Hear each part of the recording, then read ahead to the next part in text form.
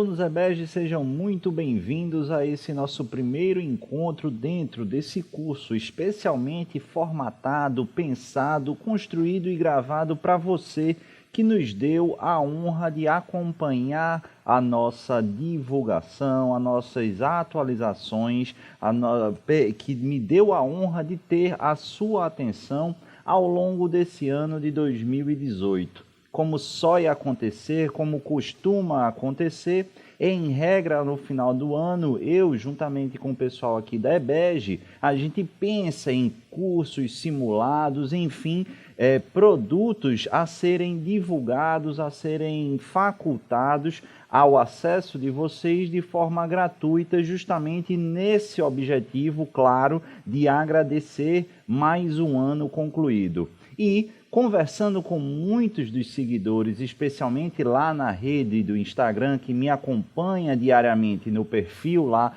do @Prof. Pedro Coelho DPU, juntamente com a ideia surgida a partir desse livro que a gente lançou em 2018 pela editora Juspodium, me passaram uma ideia que eu achei muito interessante. Pedro, por que você não comenta algumas das súmulas mais frequentes em prova de concurso? E você sabe, assim como eu brinco no meu jargão de dizer que nomenclatura em prova de concurso público é questão de sobrevivência, o domínio, o conhecimento e a segurança dos verbetes simulados pelo Superior Tribunal de Justiça e pelo Supremo Tribunal Federal são também questão de sobrevivência. Não interessa a carreira para a qual você esteja estudando. Se cobram prova, se cobram a matéria de direito penal, processual penal ou execução penal, o domínio dos verbetes simulados é de rigor e, frequentemente, não apenas é suficiente memorizar ou ter o conhecimento daquilo que está gravado no verbete, mas é preciso dominar o que está por trás do verbete simulado. E é justamente isso que eu tento fazer juntamente com Carla nesse livro, que é trabalhar e comentar essas súmulas. Aqui são todas as súmulas de direito penal, todas as súmulas de direito processual penal, todas as súmulas de execução penal, além dos recursos repetitivos e das repercussões gerais. Mas a gente incluiu nesse livro justamente um tópico, um capítulo por mim nomeado de súmulas criminais de emergência ou súmulas de urgência. E o que raio seria isso, Pedro? Porque fizemos, eu e Carla, uma estatística dos últimos 5 anos, de todas as bancas, de todas as carreiras, analisando quais entendimentos simulados seriam aqueles mais frequentes em prova. Por isso que a sugestão é, além de comentar todos os verbetes, ao final do livro, nós trazemos também aqueles súmulas, aqueles entendimentos que vem sendo frequentemente repetido no que tange a sua cobrança, justamente para que você, nos últimos 20 minutos antes da sua prova, tenha a oportunidade de passar a vista ali e aumentar a chance de gabaritar as questões eventualmente que venham a ser cobradas, esses entendimentos simulados. Aqui a gente pega a estatística aumentando a probabilidade e, claro, tentando fornecer um documento, um material enxuto para essa revisão de última hora antes da prova. Tendo isso em mente, qual é a ideia desse curso aqui que eu vou gravar? Dividimos em módulos de súmulas de direito penal e súmulas de direito processual penal, bem como execução penal. E aqui eu vou pensar algumas dessas súmulas. A ideia, em princípio, é comentar entre 25 e 30 no conjunto global, mas não apenas lendo e mencionando cada verbete simulado. Presta muita atenção que o entendimento, que o objetivo aqui é de fato aprofundar e aproveitar a oportunidade em que esteja contribuindo ou analisando esses verbetes simulados para também trazer algumas reflexões e revisões sobre temas laterais, ou seja, temas correlacionados direta ou indiretamente a esses verbetes simulados. Será uma aula dinâmica, mas desde já preciso apontar, não me limitarei a ler e reproduzir o que está no conteúdo do verbete simulado. Para isso, você não precisa de aula. O objetivo aqui, claro, é a gente aprofundar. E lembro, não é besteira assistir essa aula. Por que eu digo isso? Porque seja súmula fácil, seja súmula difícil, o que você vai ter acesso aqui são as súmulas mais frequentemente encontradas em prova. E por que eu bato nisso? Porque a gente, às vezes, tem um mau hábito, e eu espero que você não tenha esse mau hábito, mas eu mesmo tinha.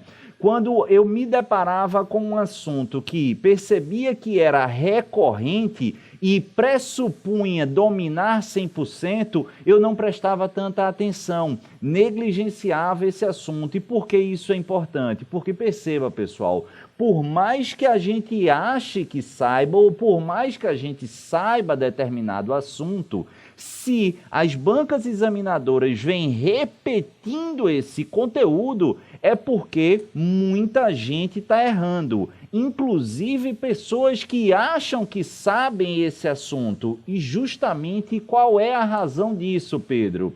É porque, por vezes, apenas dominar o verbete simulado não é suficiente. É preciso a gente saber o que está por trás.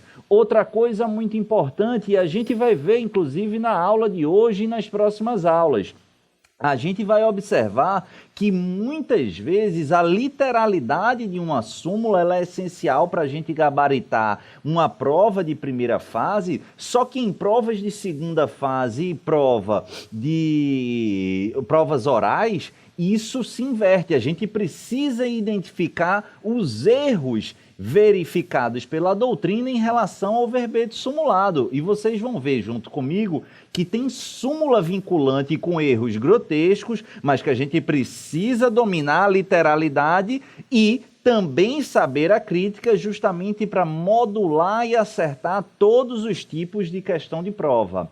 É esse o meu desafio e mais do que isso é essa a minha intenção, presentear vocês que muito me honraram com o acompanhamento diário, com as dicas construtivas, com os elogios, diariamente lá nos perfis de rede social, do Instagram, do Facebook, no blog aqui da escola, nos cursos aqui da escola, nos simulados, grupos de estudos, nos mentores, enfim, nas várias atividades verificadas ao longo de 2018. Estamos aqui no dia 27 de dezembro, numa quinta-feira.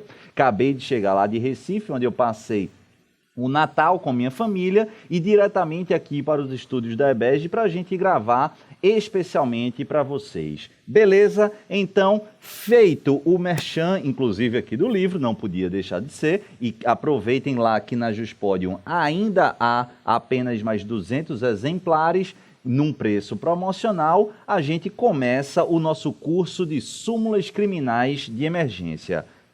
Iniciaremos com um entendimento bastante simples para ir aquecendo os motores, mas simplicidade não quer dizer que não é importante. Basta a gente rememorar o que eu acabei de dizer. Se está aqui é porque é muito constante em prova de concurso. Isso é muito constante em prova de concurso, muita gente ainda erra. Iniciaremos com o direito penal e posteriormente adentraremos na parte de execução e de processo penal. Diz a súmula 611 do Supremo Tribunal Federal: transitada em julgado a sentença condenatória, compete ao juízo das execuções a aplicação de lei penal mais benigna. Pessoal, toma muito cuidado. Por quê? Porque tem uma firulinha nesse verbete simulado muito simples que a gente não pode escorregar na hora da prova em razão de cansaço.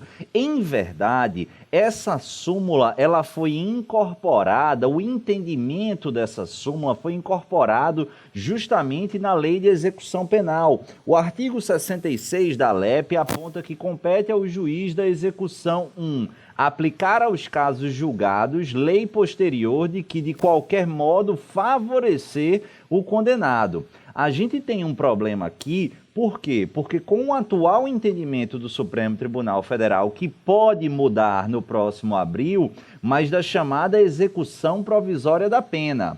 A execução provisória da pena, de acordo com o entendimento atualmente vigente para o Supremo Tribunal Federal e também acompanhado pelo Superior Tribunal de Justiça, indica ser possível já a execução da pena privativa de liberdade em caso de condenação na segunda instância, quando essa segunda instância tiver exaurido as suas atribuições. Dito de outro modo, eventual pendência de recurso especial ou de recurso extraordinário não é suficiente por si só, como regra, para suspender essa condenação. Daí ser possível, portanto, de acordo com esse entendimento, essa execução provisória. Só que perceba, essa execução, ela já tem no seu próprio nome a característica de provisoriedade. Daí porque ela é provisória uma vez que não houve o trânsito em julgado. Se houvesse o trânsito em julgado, seria uma execução definitiva. Então, toma cuidado. Se você estiver preso, toma muito cuidado aqui. Se você estiver preso, mas numa execução provisória de uma pena privativa de liberdade, não há de se aplicar aqui esse artigo 66 especificamente. Não há que se aplicar essa súmula 611 especificamente. Por quê? Porque esses são entendimentos construídos para as situações posteriormente verificadas em relação ao trânsito em julgado. E a ponto que bastante frequente, que é bastante frequente em prova, e você precisa estar ligado porque é uma filigrana, é simples, mas na hora da atenção você banaliza, desconcentra e erra. Porque perceba, o que diz a súmula corroborando o artigo 66, inciso 1º da LEP, é que após a definição de uma sentença condenatória, ou seja, após o seu trânsito em julgado, o juiz das execuções será responsável pela aplicação de lei penal mais benigna.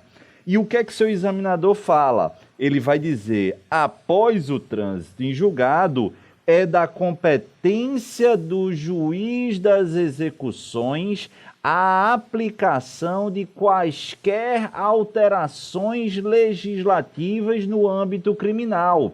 E isso está errado, pessoal. Por quê? Simplesmente porque, presta atenção aqui, se uma nova lei vier a piorar a situação do apenado, não há que se falar em incidência imediata. Lembra, na minha matéria no direito penal, não há que se falar em aplicação de novatio legis impégios, ou seja, somente haverá retroatividade da lei penal quando essa lei penal for benigna, é dizer, favorável ao réu, favorável ao acusado, favorável ao apenado. Então, traduzindo a súmula 611, anote aí para a sua prova que é da competência do juiz das execuções a aplicação de uma lei penal posterior favorável ao apenado, que venha, portanto, a beneficiá-lo. Vamos imaginar que eu estou cumprindo pena de 5 anos por determinada conduta. Quando eu estou lá no meu 2º ano de execução dessa pena, essa conduta deixa de ser crime. E aí, o que é que acontece? Ou ela se transforma em pena máxima de 2 anos, mas para facilitar, deixa de ser crime. Essa lei, ela vem a favorecer o apenado, no caso eu? Sim. Já houve trânsito em julgado dessa condenação? Também sim. Aí eu aplico a súmula. Quem é que vai reconhecer justamente essa extinção da minha punibilidade, já que houve abolício criminis no meu exemplo? É o juiz que me condenou? É o Tribunal de Justiça? É eventualmente o STJ e o STF? Claro que não. O que é que diz a súmula? É o juiz das execuções. Beleza? Agora, se essa pena que eu estou cumprindo de 5 anos, vamos imaginar que eu tenha pego a pena máxima, por essa mesma conduta passa a ser 10 anos, quem é que tem competência para aplicar essa lei que piora a minha situação? Nem Jesus Cristo, meu querido. Sabe por quê? Porque na minha matéria não há que se aplicar retroativamente para trás uma lei penal que venha a piorar a minha situação. Apenas a lei, a novatio legis, em favor do acusado. Jamais a novatio legis impédios. Beleza? Tranquilo?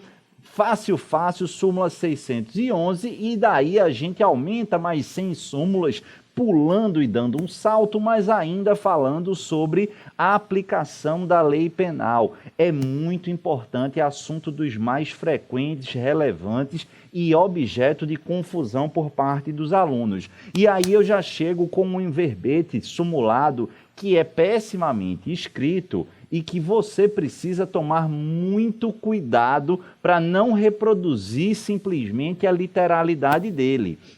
Inclusive, já conversei com alguns alunos que em prova da magistratura lembraram das minhas aulas e disseram: professor, o examinador queria saber se a gente tinha condições de analisar de maneira crítica o entendimento dessa súmula. A gente só lembrou da aula do senhor, inclusive prova da magistratura, prova oral da magistratura do Tribunal Regional Federal. Agora eu não me lembro se da 3ª ou da 5ª região, agora eu não me lembro. E o que é que diz essa súmula? Vamos para a literalidade, súmula 711 do STF. A lei penal mais grave aplica-se ao crime continuado ou ao crime permanente, se a sua vigência é anterior à cessação da continuidade ou da permanência.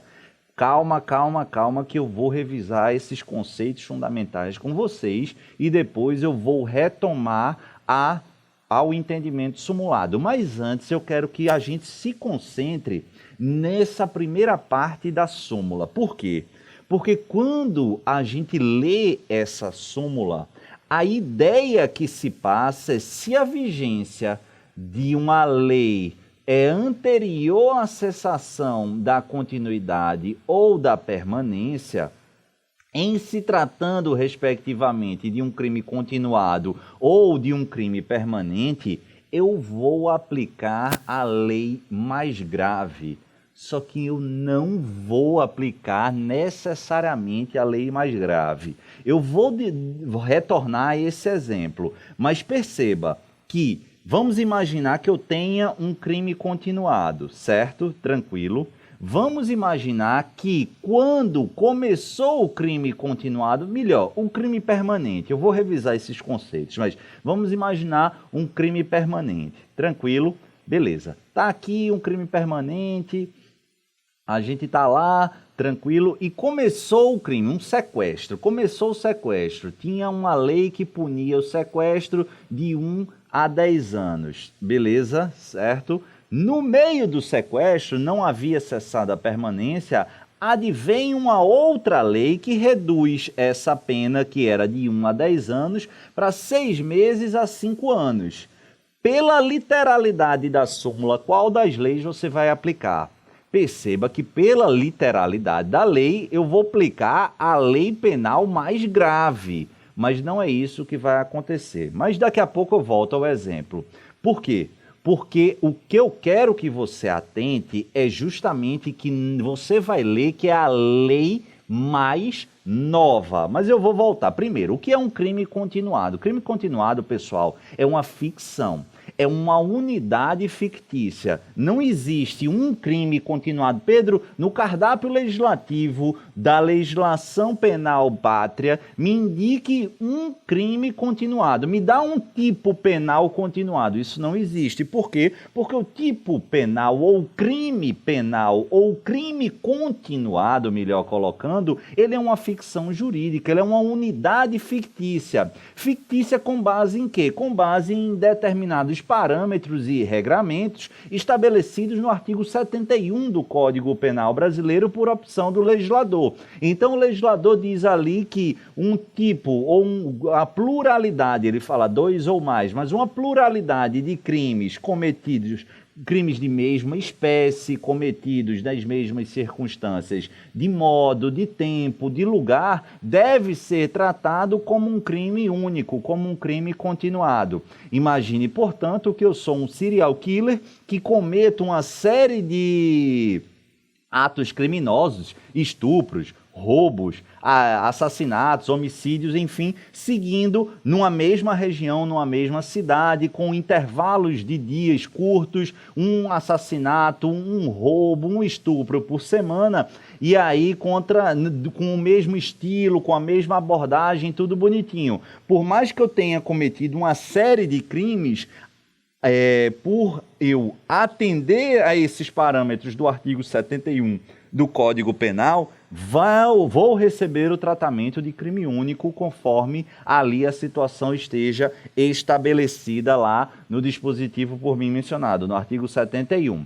Ao passo que o crime permanente, não. O crime permanente é todo aquele cuja consumação se protrai no tempo, ele dura, ele vai sendo estabelecido recorrentemente, ele vai se consumando constantemente, ele não é instantâneo, ele durante todo o período, aquele bem jurídico tutelado vai sendo sistematicamente violado. Volto ao exemplo do sequestro. Sequestro, a gente vai estar, durante todo o período do sequestro, da restrição da liberdade de locomoção, violando justamente esse bem jurídico. A característica, a marca fundamental do crime permanente é que o agente, o criminoso, o autor do fato delitivo permanente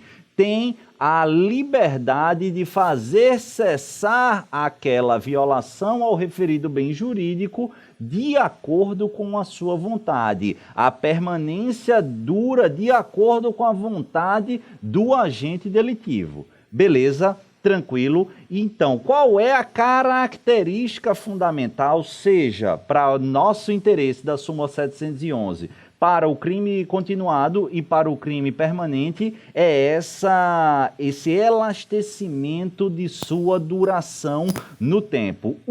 Num concreto exemplo de crime único, no outro numa ficção de crime único, que é justamente os parâmetros do artigo 71 do crime continuado. Tranquilo? Beleza? Mas aí eu vou voltar ao meu exemplo. A súmula diz que é a lei penal mais grave. Só que isso é um erro. Meu Deus do céu, como isso é importante. Agora, toma muito cuidado. Por quê? Por mais que seja um erro, se você se deparar com a literalidade dessa súmula 711, como vive caindo em prova, você vai dizer que essa afirmativa está certa ou errada. Você vai dizer que a assertiva está correta. Por quê? Porque se o seu examinador coloca a literalidade da súmula, não interessa se eu não gosto, não interessa se você discorda, o fato é que ele está blindado. E em 100% dos últimos 5 anos que essa súmula 711 caiu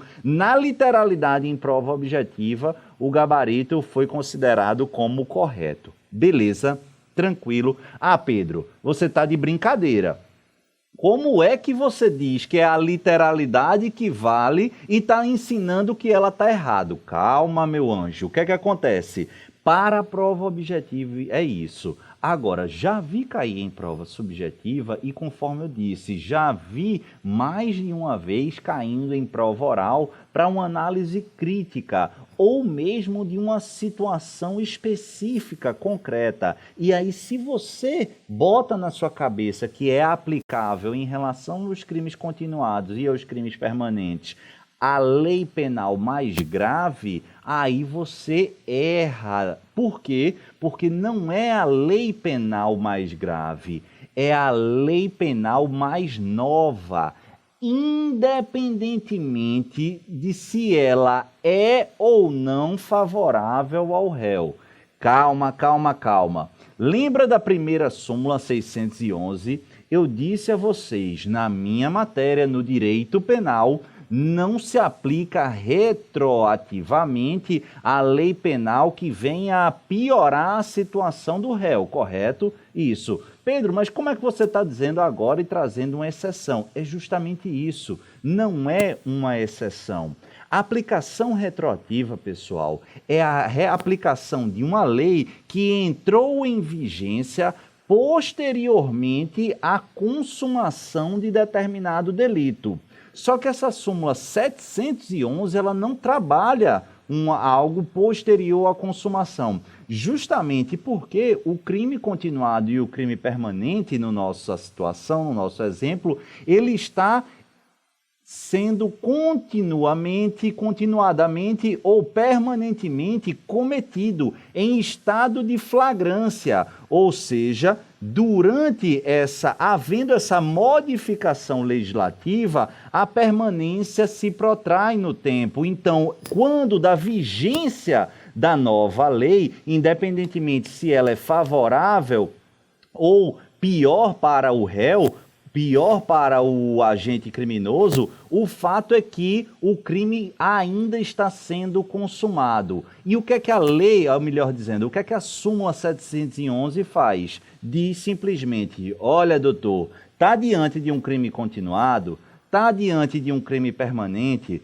você vai analisar quando a permanência ou o crime continuado cessou, qual era a lei mais nova vigente e você vai aplicá-la. Seja ela uma lei que veio a piorar em relação àquela situação número 1, ao início do fato delitivo, seja ela para melhorar. Beleza? Tranquilo. Toma muito cuidado aqui que tem doutrinador que fala que isso é uma exceção à retroatividade maléfica da lei penal. E está errado, porque, repito, retroatividade é a aplicação de uma lei que passa a ter vigência posteriormente à consumação de determinado delito. Não é isso que acontece no caso de crime permanente e no crime continuado. A gente vai aplicar a lei que entrou em vigência após o início do crime continuado ou do crime permanente, mas que quando de sua vigência, esse crime continuado ou esse crime permanente não haviam cessado. Esse é o pulo do gato. Analisa comigo um caso bem interessante, um trechozinho que explica justamente isso que eu estou falando. É um trecho da ordem de habeas corpus 298927 São Paulo, extraído lá do STJ. Dessa forma, deve ser a elas aplicada a lei em vigência no momento em que interrompida a permanência, ainda que mais grave, conforme compreensão consolidada do súmula 711 do STF. É o STJ traduzindo a súmula 711 de maneira mais técnica. Você não vai aplicar a lei mais grave, você vai aplicar aquela vigente no momento da interrupção da permanência ou no momento da última consumação do crime continuado. Ainda que mais grave, ou seja, pouco me interessa nesses dois casos se a nova lei é mais benéfica ou pior para o acusado. O fato é que você vai aplicar aquela ali estabelecida. Beleza, pessoal? Súmula 231 desta feita do Superior Tribunal de Justiça. Essa súmula, pessoal, é a súmula mais deliciosa que tem. E por que eu digo isso? Porque é uma súmula que despenca em prova, é relativamente simples, é passível de crítica ferrenha e pouquíssimos doutrinadores falam sobre isso. Não sei se porque não sabem, enfim, não interessa. Ah, Pedro, mas isso cai em prova, doutor, doutora? Especialmente se você, vou puxar a sardinha para o meu lado, estiver com interesse em prova de defensoria, prova ou do CESP ou da Fundação Carlos Chagas de segunda e terceira fase, meu amigo, você está obrigado a tatuar a crítica da súmula 231 do STJ no seu braço e levar do lado esquerdo do peito, porque os olhos do examinador vão brilhar quando lerem ou ouvirem essas eventuais críticas. Mas para a prova de primeira fase você vai fazer o quê? Você vai abraçar esse entendimento com todo o fervor porque é aí que está o seu gabarito. O que é que diz essa súmula Pedro 231 do Superior Tribunal de Justiça? A incidência da circunstância atenuante não pode conduzir à redução da pena abaixo do mínimo legal. Você tem duas reações aí. Pedro, muito fácil. Ou Pedro, não entendi bulhufas do que você quer falar. Fique calmo que eu vou explicar, tanto para você que acha que é muito fácil, você vai ver que não é tão simples assim, e se você nunca ouviu falar na súmula 231, vamos apresentar de maneira digna esse verbete que, repito, é extremamente importante no dia a dia prático, isso é muito importante, acho que, não vou dizer 80%, mas 60% das minhas apelações da Defensoria eu utilizo e analiso uma eventual inconstitucionalidade dessa súmula, e a gente vai estudar o porquê dessa argumentação, mas isso despenca em prova de concurso, tanto de primeira, como de segunda, como de terceira fase. Beleza? O que é que basicamente a gente tem aqui? A gente tem aqui que um eventual atenuante da pena não pode reduzir a pena ao mínimo legal. Pedro, não entendi muito bem. Pessoal, a pena privativa de liberdade, ou seja, não estou incluindo a pena de multa. O critério da fixação da pena de multa, a gente estuda em outro momento, é bifásico, ou seja, são em duas fases. Mas a pena privativa de liberdade ela é estabelecida fundamentalmente em três fases. É o chamado sistema trifásico delineado no artigo 68 do Código Penal Brasileiro. No sistema trifásico, em apertada análise, basicamente você tem o primeiro momento em que fixa justamente a pena base à luz dos vetores interpretativos, dos 8 vetores interpretativos delineados no artigo 59, fixou a pena base. Aí você passa para a segunda etapa, a segunda fase, justamente a das agravantes e das atenuantes. Hoje, no Código Penal, a agravante e atenuante é estabelecida na segunda fase. E, por fim, as causas de aumento e de diminuição de pena na terceira fase da dosimetria da pena. Tranquilo?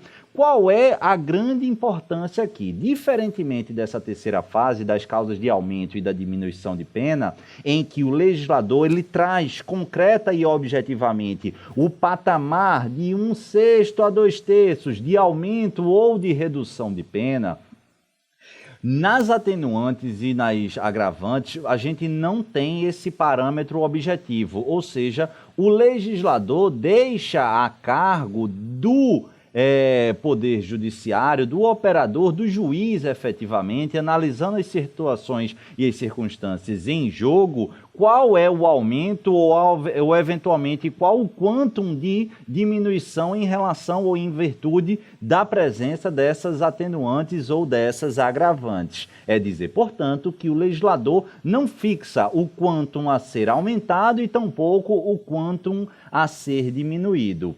Ocorre que essa ausência de fração de aumento, mas sobretudo essa ausência de fração de diminuição da pena, ela gera um grande problema.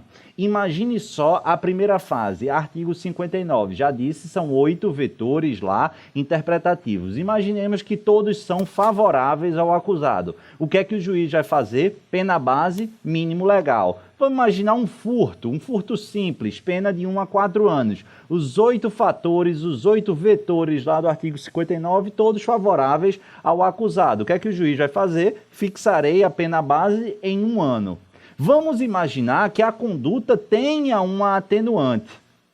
E aí o magistrado, digamos assim, tem essa atenuante. Eu quero diminuir. Opa, não posso. Por quê? Porque a súmula 231, volta comigo na tela, diz a incidência da circunstância atenuante não pode conduzir à redução da pena abaixo do mínimo legal. Ora, volta aqui para mim, para o nosso exemplo. 1 ano é a pena base. 1 ano é a pena no mínimo legal. Se eu aplicar um atenuante, ela vai para baixo de 1 ano. Eu posso, diz a súmula do STJ, que eu não posso. Nessa circunstância, nessa situação, o que é que o juiz faz? Não obstante a presença da atenuante tal, podemos dizer aqui confissão espontânea, deixo de aplicar o redutor da atenuante em razão do óbice da súmula 231. Repito, para a prova objetiva, a súmula 231 está válida. Você vai colocar, não interessa se é prova de delegado, da magistratura, do MP ou de defensoria, do raio que o parta. Você vai colocar essa afirmativa como verdadeira. Mas há uma crítica e aqui é que vai me deixando mais animado, porque eu quero te preparar 100% para toda e qualquer indagação de segunda fase.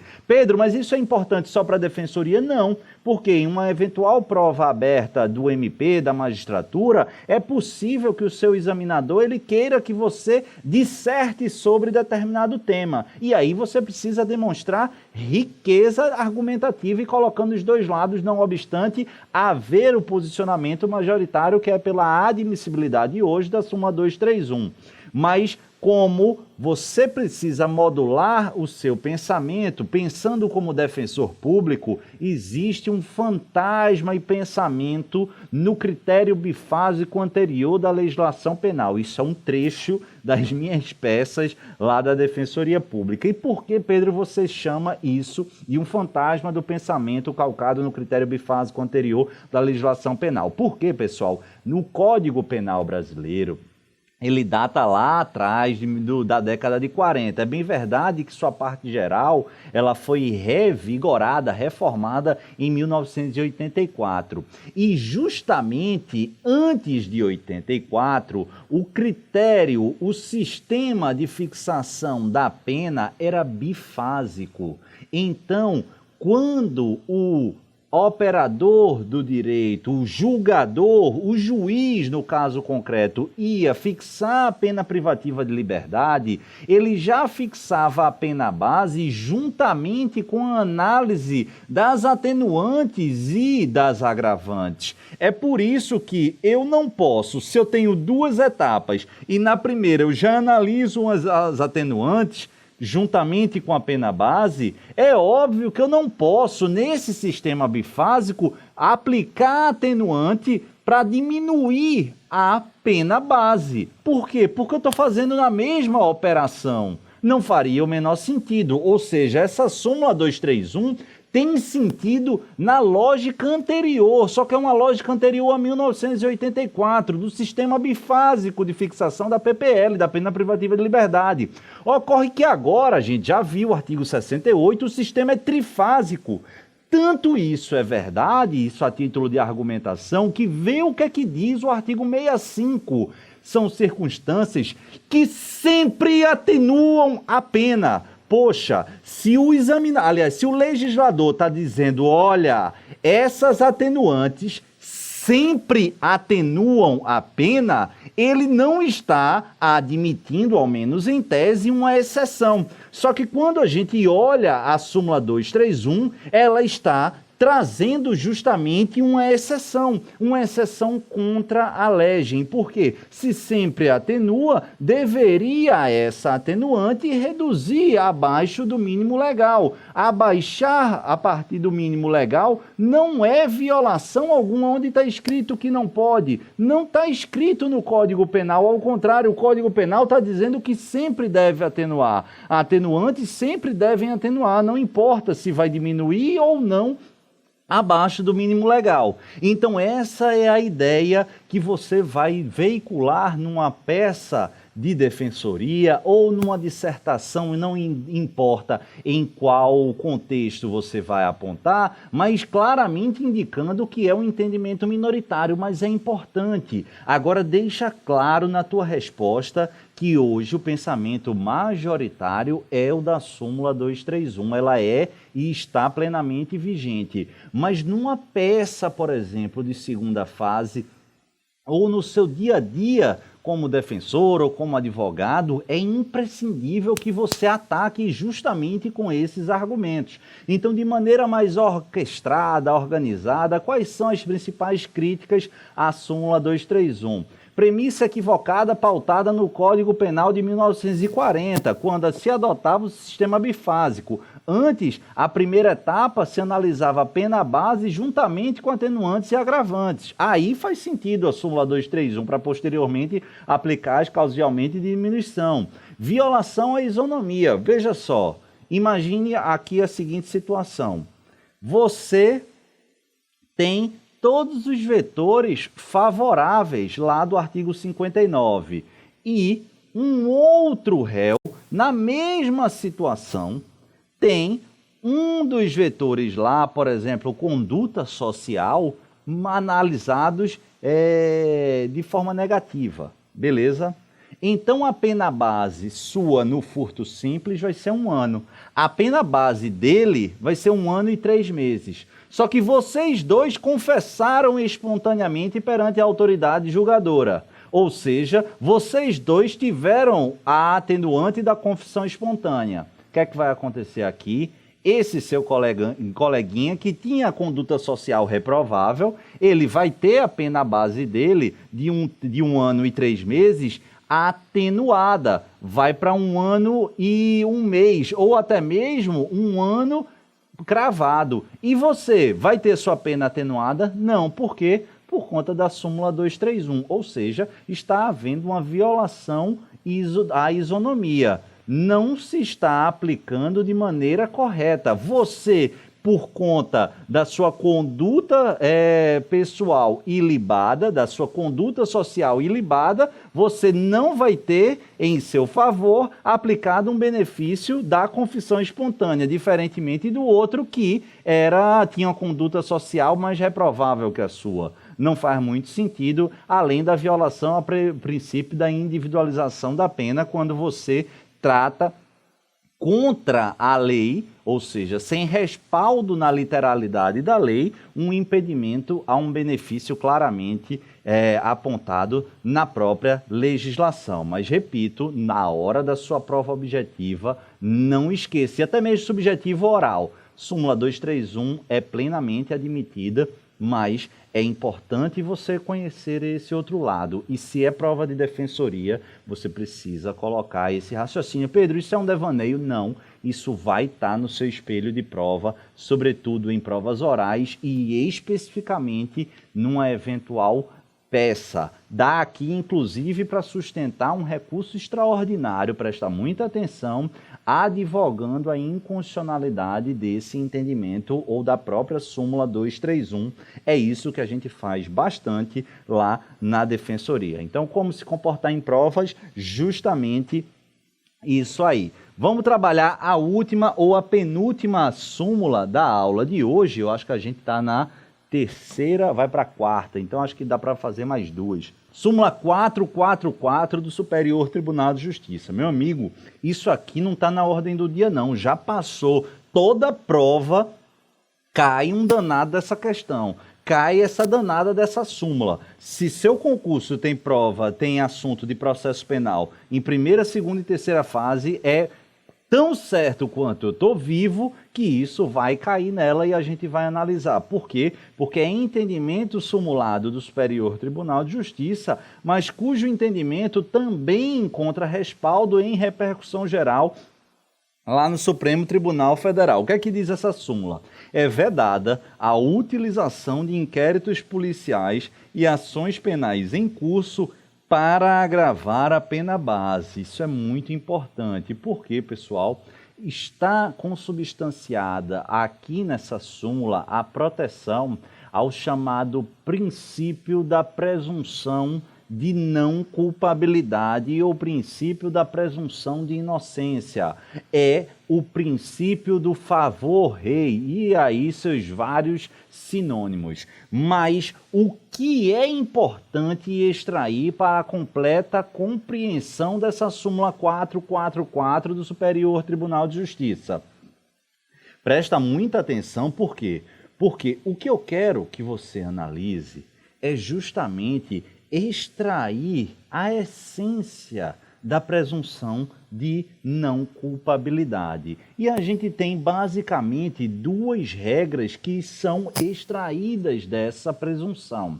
A primeira é a regra de julgamento, não é a que eu quero me concentrar, mas fundamentalmente essa regra de julgamento indica, olha, se há uma dúvida razoável em relação à autoria ou à materialidade delitiva, essa dúvida milita em favor do acusado. Dito de outro modo, no momento do julgamento, a dúvida razoável, ela é endereçada a favor do réu, traduzindo, para eu absolver o danado do réu, eu não preciso ter certeza da sua inocência, eu não preciso ter certeza da não autoria ou da não materialidade, mas apenas uma dúvida razoável. A convicção, a certeza, ela é uma regra exigida para a condenação. Então, no julgamento há uma regra.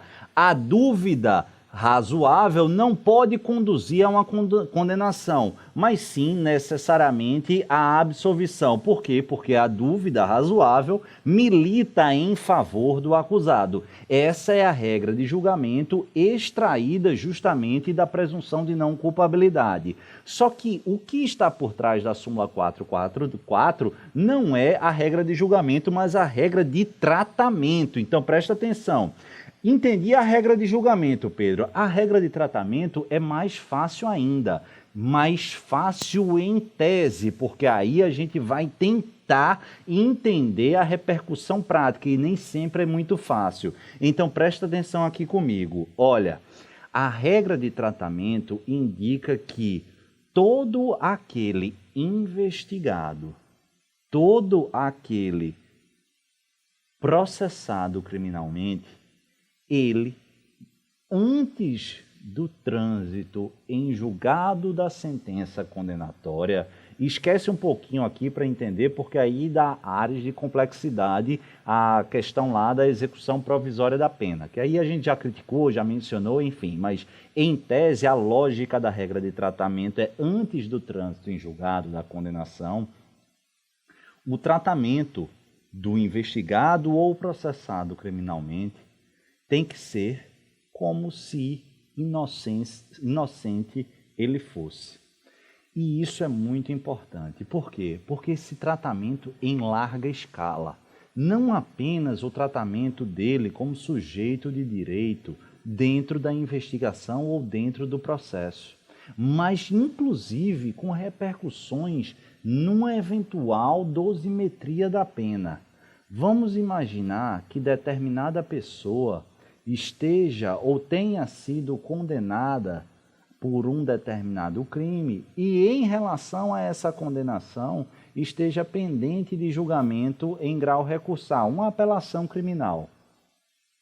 Pendente essa apelação, ele vem e supostamente comete outro delito acerca do qual ele é também processado.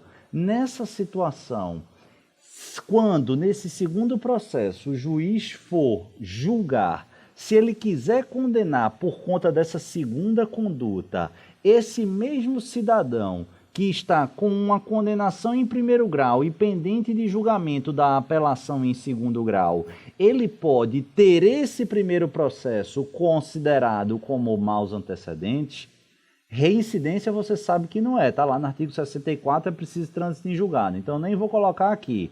Mas eu posso dar uma fixação de pena, uma análise da dosimetria, trabalhando essa acusação, ou melhor, essa condenação pendente de trânsito em julgado, como, por exemplo, maus antecedentes? A resposta é não. Pedro, mas se o cara está sendo, contra ele pende 10 inquéritos policiais, regra de tratamento. Pedro, eu discordo, pouco me importa, eu quero que você entenda. Presunção de inocência tem regra de julgamento e regra de tratamento. Então não interessa se você tem 70 ou se você tem um inquérito pendente. O fato é que não havendo trânsito em julgado de condenação, essas investigações criminais pendentes ou eventualmente a pendência de ações penais ou condenações pendentes de trânsito em julgado não podem ser utilizadas em seu desfavor para fins de dosimetria. o STJ vem autorizando, presta atenção aqui, como parte ou como fundamento de uma decretação de prisão preventiva, a existência de uma série de ações penais em curso, condenações não transitadas em julgado ou mesmo de investigações criminais. É bastante questionável, mas é esse o entendimento hoje do STJ e também do Supremo Tribunal Federal. Mas para fins de dosimetria, de forma alguma. É por isso que é muito importante você compreender a súmula 444 do STJ. E conforme eu disse, não apenas o STJ não está isolado aqui. Basta a gente analisar o tema 129 da repercussão geral lá do STF, que diz: a existência de inquéritos policiais ou de ações penais sem trânsito em julgado não pode ser considerada como maus antecedentes para fins de dosimetria da pena. É justamente o mesmo teor da súmula 444 do STJ. Aí, aquilo que eu disse, nem tudo é tão simples, mas antes de mudar, antes de ir para a tela, eu quero que você entenda ou repita aí comigo, ou fale para você mesmo. Você entendeu? Regra de julgamento, regra de tratamento e a impossibilidade de reflexos dessas ações penais pendentes não transitadas em julgados e suas respectivas condenações e investigações criminais, impossibilidade de reflexo na dosimetria da pena. Bacana. A gente já viu uma exceção, que é a possibilidade de utilização dessas ações penais, dessas investigações, como um dos fundamentos argumentativos para a fixação de uma prisão preventiva calcada, por exemplo, em ordem pública, do artigo 312, inciso 1º, do Código de Processo Penal. Só que o que vai cair na sua prova e que é contraintuitivo, mas é pacífico no Superior Tribunal de Justiça é o seguinte: imagine que determinado juiz, ele, analisando a lei de drogas, tráfico, artigo 33, a gente sabe que o tráfico de pequena monta, ou tráfico privilegiado, ou tráfico anão, ou pequeno traficante, ele recebeu um tratamento hoje trabalhado pelo Supremo Tribunal Federal e também pelo STJ, a súmula 512 foi cancelada, não mais como um crime hediondo, ou seja, o artigo 33, parágrafo 4º, não indica o pequeno traficante como um crime hediondo, ou melhor, um crime equiparado a hediondo. Beleza, beleza. Só que vamos imaginar a seguinte situação. Dentre outros requisitos, para ser enquadrado no parágrafo 4º do artigo 33, o agente envolvido ele não pode se dedicar à criminalidade como funções habituais para o seu autossustento. Ele não pode ser considerado, ou ele não pode ser efetivamente um criminoso habitual. Aí não pode ser, aí precisa ser primário, ter bons antecedentes, não pertencer à organização criminosa. Mas o bicho pega quando a gente analisa essa segunda situação, essa terceiro aspecto, ou seja, ele não pode se dedicar às atividades criminosas. A primeira pergunta que você vai fazer é: ele tem alguma sentença condenatória transitada em julgado? Não. E aí automaticamente você pensa: poxa, regra de tratamento, presunção de inocência, tratar como se inocente fosse. Logo, eu preciso presumir a inocência dele em relação a essas situações. É isso que o STJ fala? Não. O STJ pegou e disse, e vem dizendo que, apesar das ações penais em curso e das investigações criminais existentes não poderem ser consideradas para fins de dosimetria, nada impede a sua utilização, 1, para fundamentar o decreto de prisão preventiva, 2, para afastar a aplicação do parágrafo 4º do artigo 33. É esse o entendimento do STJ atualmente. Lê comigo aqui o RESP 1.431.091, oriundo lá de São Paulo. É possível, diz o STJ, a utilização de inquéritos policiais e ou ações penais em curso para a formação da convicção de que o réu se dedica a atividades criminosas, de modo a afastar o benefício legal previsto no artigo 33, parágrafo 4º da Lei de Drogas. A gente percebe aí, além de um entendimento polêmico, um erro da grafia ou da utilização da crase, mas enfim, não foi um erro meu, foi o erro lá do próprio Félix Fischer, relator ministro desse caso. Agora, o que é importante é, esse entendimento ele é criticável em provas abertas, se assim a banca demandar, sim. Em prova oral, se assim a banca demandar, sim. Mas hoje, com convicção, numa prova objetiva ou numa prova subjetiva ou oral, você tem que indicar que o entendimento majoritário é que o óbice trazido na súmula 444 para fins de repercussão na dosimetria, ela não é aplicável para limitar o afastamento do parágrafo 4º. Ao contrário, o STJ autoriza a utilização de ação penal em curso e inquéritos e investigações criminais pendentes para a análise do requisito de dedicação a atividades criminosas. Beleza? Tranquilo? Súmula 440, essa vai ser a nossa última da aula de hoje, diz o seguinte, ainda sobre pena base, perceba como o seu examinador tem um verdadeiro fetiche por fixação de pena. Aliás, não apenas um fetiche, mas claramente porque esse é um dos assuntos mais difíceis dentro da matéria do direito penal. Tanto no dia a dia, é impressionante como isso é complicado, como claramente nas suas provas, tanto de primeira, segunda, sobretudo prova de primeira e de segunda fase. O que é que diz a súmula 440? Fixada a pena base no mínimo legal, é vedado o estabelecimento de regime prisional mais gravoso do que o cabível em razão da sanção posta, com base apenas na gravidade do delito. Pessoal, isso é muito simples. Perceba que no artigo 33 do Código Penal vai haver uma gradação.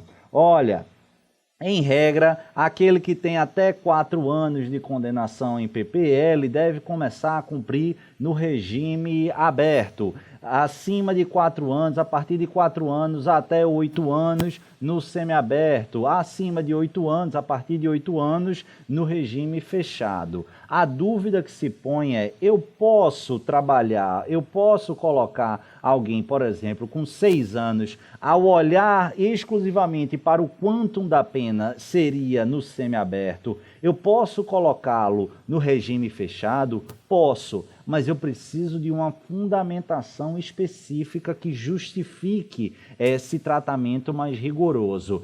É isso que a gente precisa analisar nessa súmula 440. Fundamentação idônea. Calma que eu vou chegar lá. Vamos imaginar a seguinte situação, algo muito simples. E quando eu falo algo muito simples, eu vou trazer, claro, o exemplo do furto. Do furto simples, pena de 1 a 4 anos. Quando eu vou fixar a pena base, eu digo, todos os vetores do artigo 59 são favoráveis ao agente. Logo, se todos os vetores são favoráveis ao agente, naturalmente a minha pena base vai ser o quê?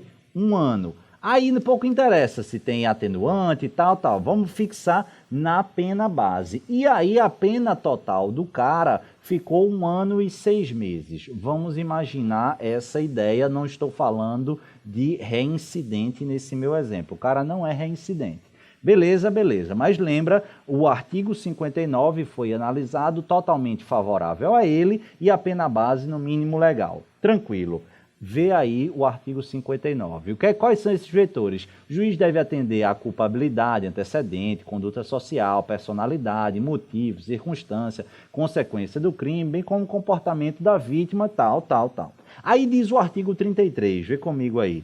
A pena de reclusão deve ser cumprida em regime fechado, semiaberto ou aberto. A de detenção, semiaberto ou aberto, salvo necessidade de transferência para regime fechado. Parágrafo 2º. As penas privativas de liberdade deverão ser executadas de forma progressiva, segundo o método do condenado, observados os seguintes critérios e ressalvadas as hipóteses de transferência em regime mais gravoso. A. O condenado pena superior a 8 anos deverá começar a cumpri-la em regime fechado. B. O condenado não reincidente cuja pena seja superior a 4 anos não exceda a 8 poderá desde o princípio cumpri-la em regime semiaberto. C. Condenado não reincidente cuja pena seja igual ou inferior a 4 anos poderá desde o início cumpri-la em regime aberto. Agora o que eu quero que você preste atenção é justamente esse parágrafo 3º. A determinação do regime inicial de cumprimento da pena far-se-á com observância dos critérios previstos no artigo 59. Agora volta aqui comigo e vamos reinterpretar a súmula 440 e ver que o que ela diz é nada mais, nada menos do que o óbvio.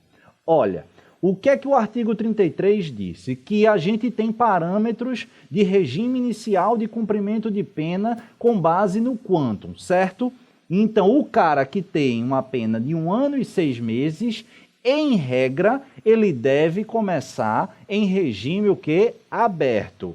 Aí eu te pergunto, abertamente, aleatoriamente, Pedro, alguém que tem uma pena fixada em 1 ano e 6 meses, em 2 anos, ou seja, inferior a 4 anos, pode, eventualmente, começar a cumprir em regime semiaberto, ao menos em tese sim, desde que justificado no caso concreto. E aí o juiz vai utilizar as justificativas. Só que essas justificativas, ou seja, qual é a argumentação que o juiz poderá sustentar para justificar um tratamento mais severo do que o estabelecido no artigo 33. Ele pode, desde que justifique. E quem nos dá o caminho da justificativa é o parágrafo 3º. Lê comigo de novo. A determinação do regime inicial de cumprimento de pena far-se-á com observância dos critérios previstos no artigo 59 do Código. Ou seja, para que o juiz dê um tratamento mais severo do que indica o quantum da pena, que é possível, ele precisa se valer dos vetores do artigo 59. Bacana, certo? Se ele precisa se valer dos vetores do artigo 59 para justificar a necessidade de maior reprimenda, de mais intensa reprimenda, e esses vetores do artigo 59 já foram analisados quando? No momento 1 do sistema trifásico, do momento primeiro da fixação da pena base. E aí volta ao meu exemplo. Se na fixação da pena base todos os vetores do artigo 59 foram favoráveis ao acusado, tanto que a pena base foi fixada no mínimo legal, como é que o juiz, no momento de fixação do regime inicial, vai reavaliar esses mesmos critérios do artigo 59 desfavoravelmente a esse acusado, a esse condenado? É óbvio que não pode. Então, o que diz a súmula 440? Doutor juiz, se você avaliar os requisitos do artigo 59 totalmente favoráveis a ponto de fixar a pena no mínimo legal, você não tem base argumentativa para conferir a ele um tratamento, um regime inicial de pena mais severo do que o estabelecido no quantum da pena. Por quê? Porque para isso você precisaria justificar com base nesses mesmos vetores do artigo 59, já analisados lá na primeira fase como totalmente favoráveis a esse acusado, a esse condenado. Beleza, pessoal? Tranquilo? Então, de maneira bem esquematizada, eu posso, Pedro, dar um tratamento mais severo do que sugere o quantum da pena? Sim, desde que de maneira justificada, mormente à luz dos vetores do artigo 59. Contudo, o que o STJ diz na súmula 440 é o óbvio, mas é necessário, é que se foi fixado no mínimo legal a pena base, é porque todos os requisitos do artigo 59 são favoráveis a esse acusado, a esse condenado. Logo, se os vetores são favoráveis nesse primeiro momento, não podem ser trazidos à baila como argumento para justificar uma piora no tratamento legal. Tranquilo? Beleza. Na próxima aula eu venho para trabalhar as próximas 5 súmulas e fechar a parte de direito penal. Espero que estejam gostando. Um grande abraço, fiquem com o Papai do Céu e até o próximo encontro. Valeu!